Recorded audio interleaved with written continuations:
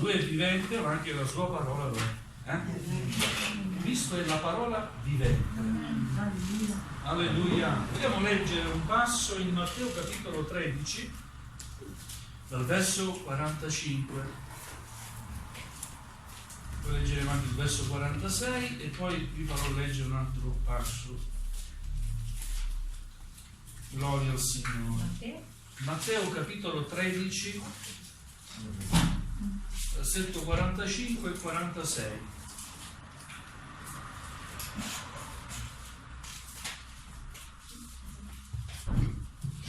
Amen. Vi invito ad alzarvi in piedi, vogliamo onorare la parola di Dio. Dicevo questa mattina a Vittorio Veneto, qui c'è uno che è molto più importante del Presidente della Repubblica.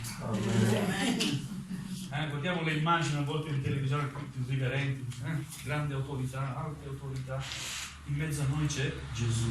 Alleluia. Dobbiamo onorarlo, gloria al Signore. Amen. Dio sia lodato.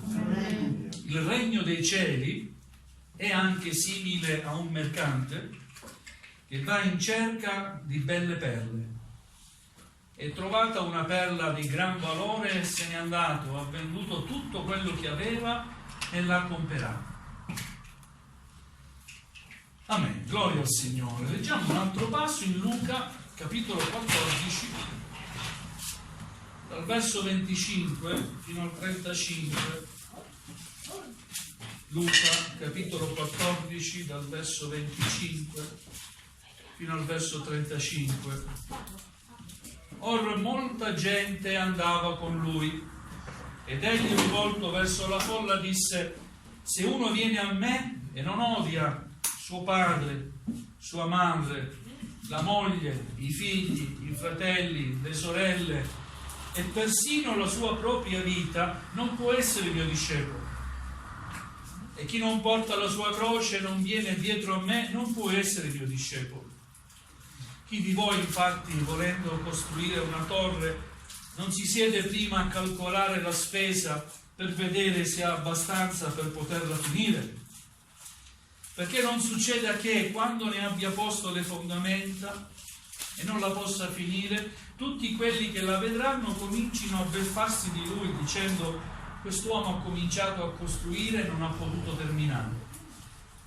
Oppure qual è il re che, partendo per muovere guerra a un altro re, non si sieda prima a esaminare se con 10.000 uomini può affrontare colui che gli viene contro con 20.000? Se no, mentre quello è ancora lontano, gli manda un'ambasciata e chiede di trattare la pace. Così dunque ognuno di voi che non rinunzia a tutto quello che ha non può essere mio discepolo. Il sale certo è buono, ma se anche il sale diventa insipido, con che cosa gli si darà sapore? Non serve né per il terreno né per il concime, lo si butta via. Chi ha orecchi per udire oda. Amen. Fin qui la lettura della parola del Signore. Amen. Potete accomodarvi. Il primo testo che abbiamo letto è la parabola della perla di gran valore. E in pochi versi lo scrittore riporta le parole di Gesù e con grande maestria descrive l'amore di Dio per l'uomo. In pratica il succo del discorso è proprio questo: l'amore di Dio per l'uomo. Il regno dei cieli è anche simile a un mercante che va in cerca di belle perle. La figura di questo mercante è la figura di Cristo. Amen? Amen. Dio ha mandato il suo figliolo per cercarci, e ognuno di noi è prezioso ai suoi occhi. Alleluia. Spesso non abbiamo molta stima di noi, spesso siamo offesi in ogni modo, soprattutto nei ragazzi, nella gioventù viene spesso messa in testa l'idea che non si è importanti, nessuno ci considera. È sbagliato. Tu sei importante per il Signore. Amen. Sei come una perla preziosa. Amen. Anche se sei fanciullo, sei prezioso per il Signore. Anche se sei più avanti con l'età, soprattutto gli anziani ormai non servono a niente, no. Anche se anziano, sei prezioso per il Signore. Amen. Amen. Amen. Giovane, sei prezioso, uomo, donna, figlio di Dio. Amen. Siamo preziosi per il Signore. Questo mercante va in cerca di belle perle. Trovata una, cosa fa? Vende tutto quello che ha e la compra. Gloria al Signore. Bene. Il nostro Signore non ha venduto quello che aveva, ha lasciato tutto quello che aveva. Ha lasciato la gloria che aveva presso il Padre, annichilì se stesso, prendendo forma di uomo, di servo. Amen? Ha lasciato ogni cosa per amore nostro. Ci ha comprati, non con oro, con argento, ci ha comprati, pagando il prezzo che nessun altro poteva pagare, il suo prezioso sangue. Amen. Questo in sintesi è l'amore di Dio per ognuno di noi, raccontato in questa parabola. Ma vogliamo vedere anche l'amore che l'uomo deve avere per Dio. Dio ci ama, ma noi dobbiamo anche amare. Amen. Gloria al Signore. Il vero discepolo di Gesù, abbiamo letto. Chi è il vero discepolo di Gesù? Dobbiamo essere veri discepoli. Alleluia. Abbiamo letto: molta gente andava con lui ed egli, rivolto verso la folla, disse: se uno viene a me e non odia suo padre, sua madre, la moglie, i figli, i fratelli, le sorelle e persino la sua propria vita, non può essere mio discepolo. Razionalmente sembra non capire uno com'è che Gesù, invece di incoraggiare la folla ad andare dietro a lui, quasi quasi la scoraggiava. Io credo che al Signore non interessano i grandi numeri, per fare numero. Dio vuole veri discepoli. Amen. Veri discepoli. E purtroppo dico, nelle nostre chiese ci sono sempre di più luci ad intermittenza. Si accendono e si spegnono. Ci accendiamo e ci spegniamo. Dio ci dia grazia a pensare sempre di più all'amore suo verso di noi. Amen. Ora Gesù dice in modo chiaro: vuoi essere mio discepolo, devi odiare tuo padre, tua madre, tuo fratello. Attenzione però, non è che ci dice il Signore di odiarlo da un punto di vista umano, odiare, l'odio, come possiamo intendere umanamente e razionalmente, ma l'amore che proviamo per i nostri cari, paragonato all'amore che dobbiamo avere verso di Lui, deve essere come odio. Lui vuole il primo posto. A volte i nostri affetti sono dei limiti per il nostro servizio a Dio. E si comprende sicuramente quando non tutta la famiglia è convertita. Vogliamo amare di più il Signore. Spesso come pastori ci troviamo ad affrontare anche quelle situazioni così difficili, anche complicate, insomma, quando chiamiamo qualcuno dopo tanto tempo che non viene in chiesa, ci sentiamo dire: domenica avevo i miei figli, mia moglie, i miei nipoti, l'altra domenica avevo visite. Prima di tutto viene il Signore. Amen. Dobbiamo avere la forza di dire: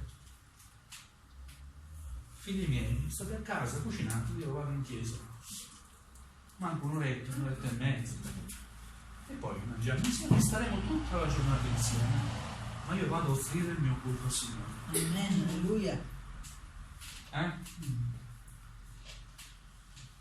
Se uno viene a me e non odia suo padre, sua madre, le mogli, i fratelli, le sorelle, persino la sua propria vita, non può essere mio discepolo.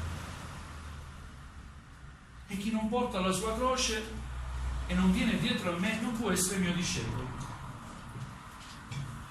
Portare la croce di Cristo. Nel mondo, quando si parla di avere una croce, è un problema grande. Ho questa croce da portare.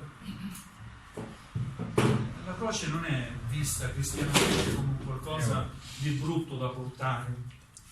È un onore portare la croce di Cristo. Portare la croce di Cristo vuol dire identificarsi con Cristo. Amen. Vuol dire partecipare e collaborare con Cristo affinché l'opera sua vada avanti. Dio vuole affidarci una croce che noi possiamo portare. Questa croce che portiamo è partecipare al servizio, partecipare, amen, non essere spettatori, ma partecipare. Amen, alleluia. La Chiesa deve essere composta da chi partecipa, non da chi frequenta pace e ci si vede domenica prossima. Siamo parte del regno dei cieli. Alleluia. Il regno dei cieli è in mezzo a noi ne facciamo parte. Amen, alleluia. Amen. Amen. Vogliamo dire, Signore, io voglio partecipare. Amen, alleluia. Tu hai portato la croce più grande. Hai portato il peso di tutta l'umanità. Alleluia.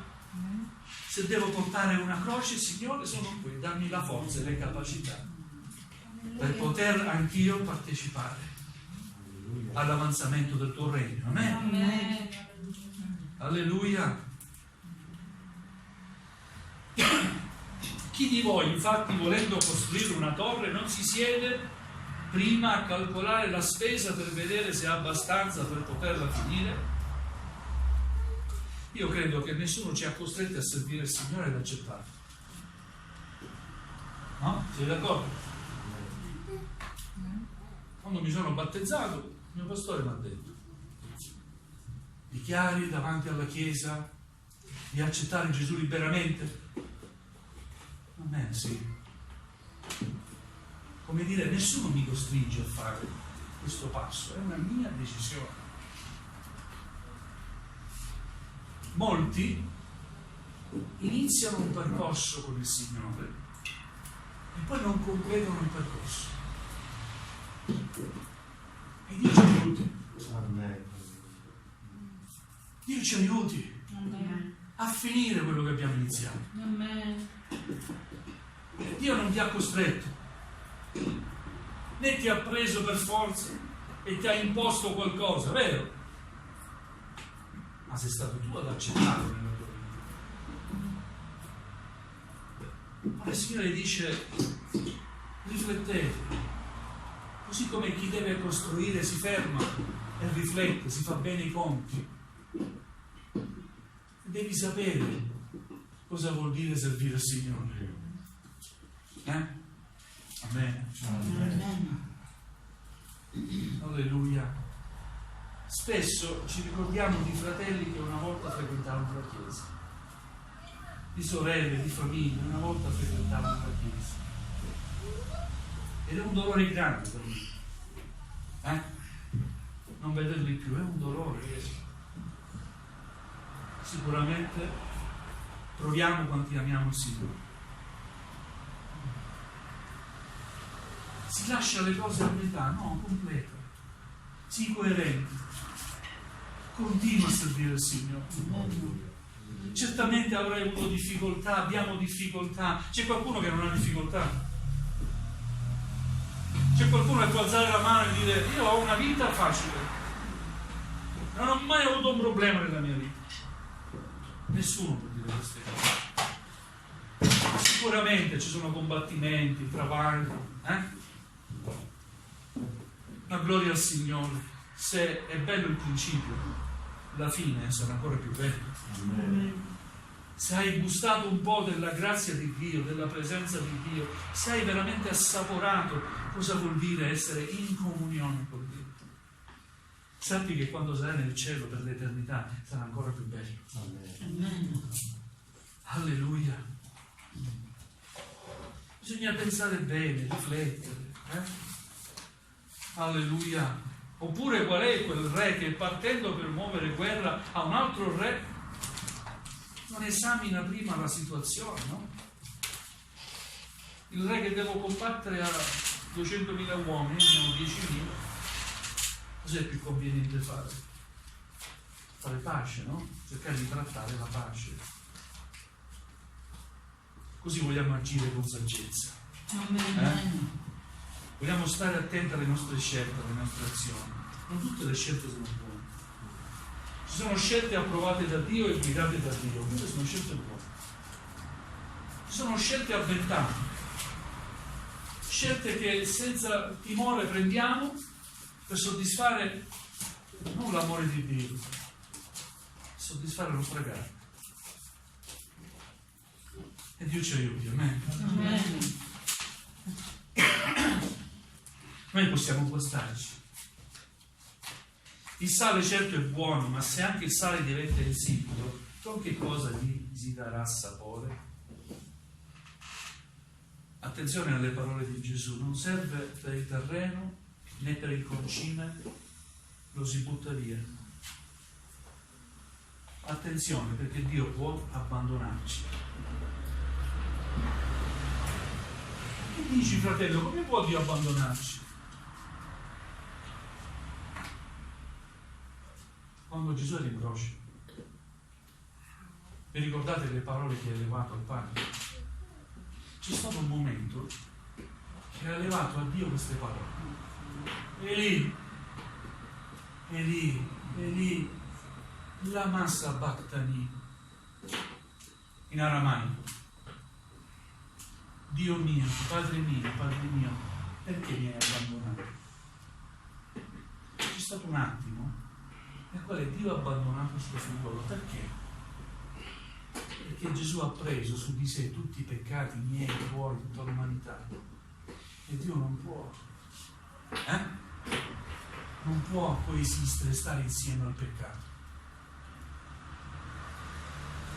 Se tu scegli il peccato, Dio ti ha abbandonato. Attenzione. Se scegliamo di soddisfare la nostra carne, Dio ci abbandona, ma non smette di amarci. L'amore di Dio può essere anche paragonato a quel padre del figlio prodigo. Vi ricordate? Ah, io voglio andare. Ma sei libero, siamo liberi. Nessuno ci ha imposto di venire in chiesa oggi, vero? Noi siamo qui per grazia di Dio. Perché siamo riconoscenti al Signore che ci ha salvati e ha versato il suo sangue per noi. Possiamo dire sono salvato per grazia. Amen. Alleluia. Amen. E siamo qui per offrire il nostro culto al Signore. Siamo grati a Dio. Amen. Alleluia.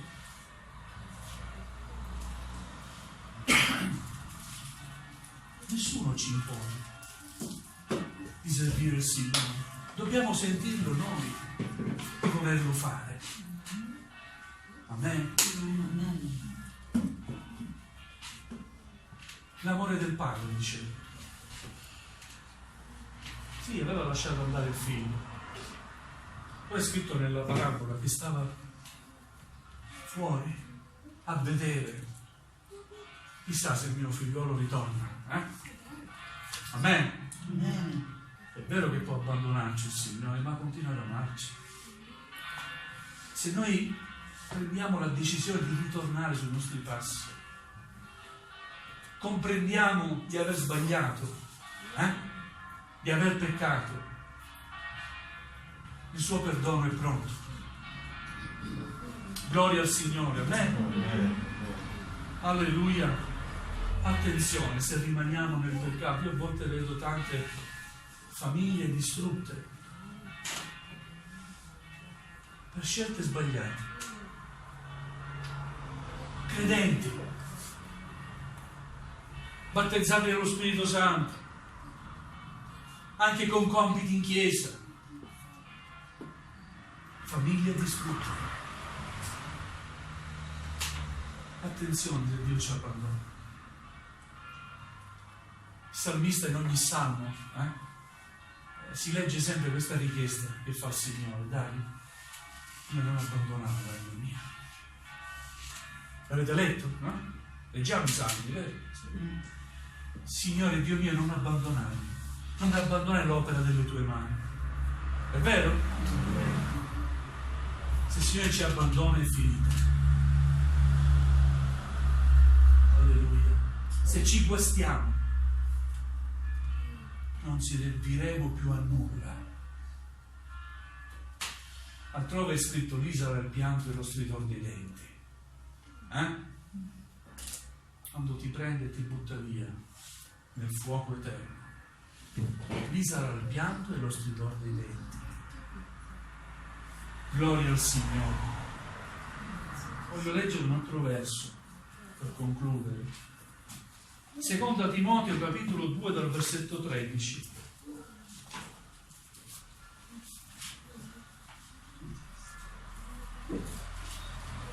Anzi, leggiamo dal versetto 11 fino al 13. Seconda Timoteo capitolo 2 dal versetto 11 fino al 13. Paolo scrive così: certa è questa affermazione, se siamo morti con lui anche vivremo. Se abbiamo costanza, con lui anche regneremo. Attenzione a queste ultime parole.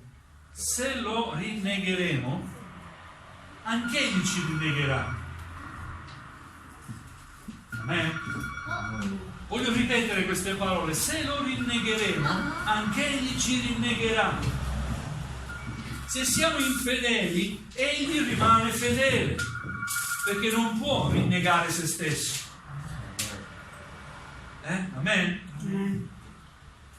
C'è differenza tra rinnegare il Signore ed essergli infedeli. Rinnegare Dio è abbandonare. Rinnegare Dio è, come dire, comportarsi come non l'avessi mai conosciuto il Signore. Essere infedele riguarda un po' tutti noi. Noi non siamo sempre fedeli.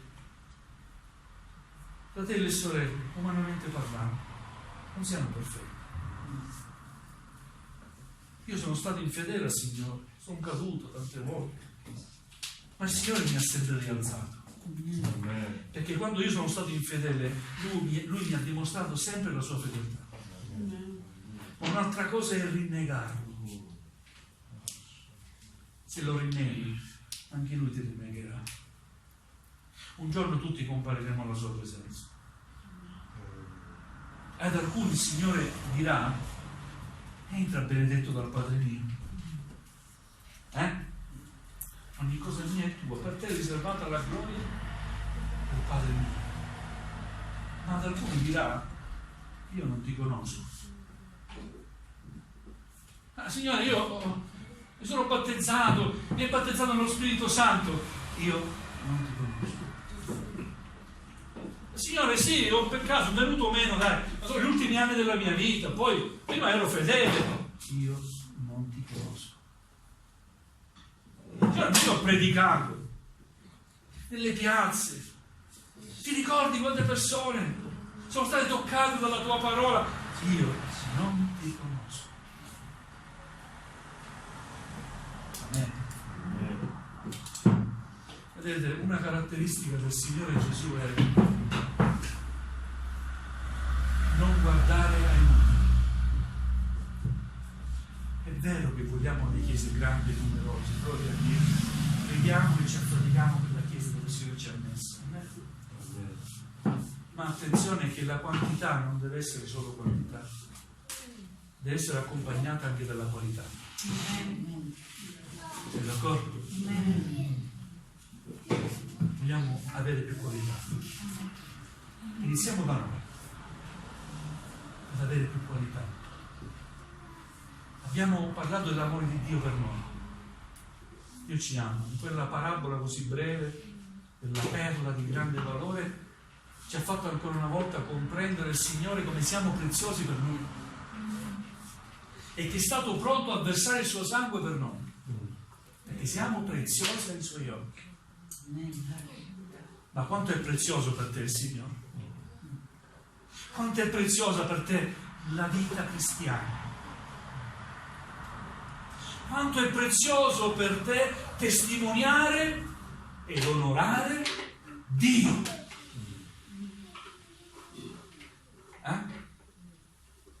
E vi dico un'altra cosa: meglio non conoscere il Signore e continuare nel peccato che averlo conosciuto e rinnegarlo. Se eri ignorante, non lo conoscevi il Signore, non sapevi della sua grazia, vivevi nell'ignoranza, Dio giudicherà. Chi non ha mai ascoltato la parola di salvezza, la buona notizia,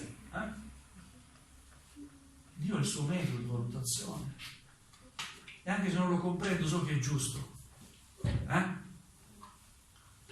un'altra cosa è aver conosciuto la grazia di Dio, essere stato battezzato nello Spirito Santo. Non vi meravigliate.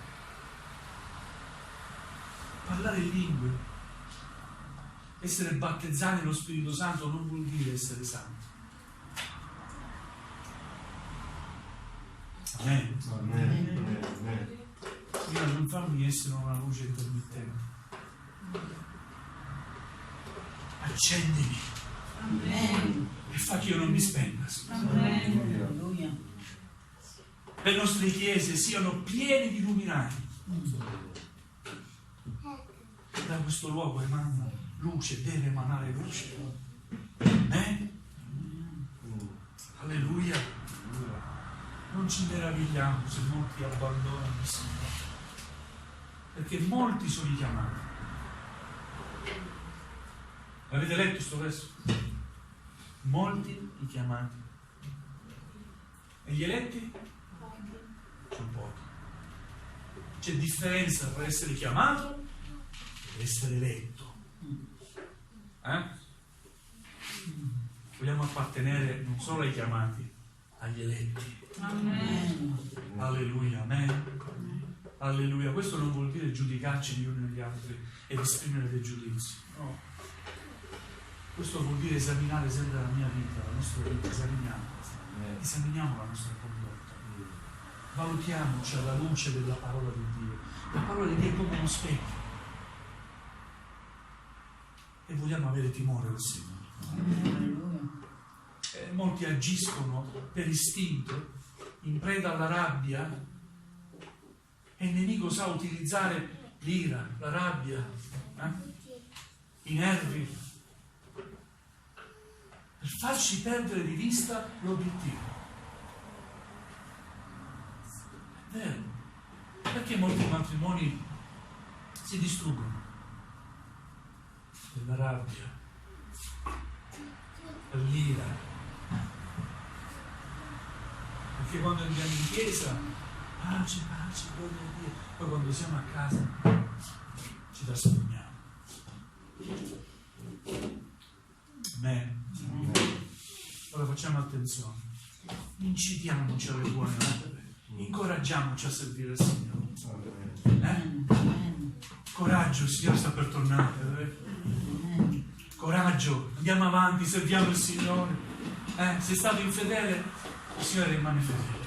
Amen. Hai sbagliato, sei caduto, il Signore ti darà la mano per rialzarti, ma non rinnegare il Signore. Se lo rinnegheremo, anche Egli ci rinnegherà. Se siamo infedeli, Egli rimane fedele, perché non può rinnegare se stesso. Amen. Alleluia. Vogliamo alzarci in piedi, vogliamo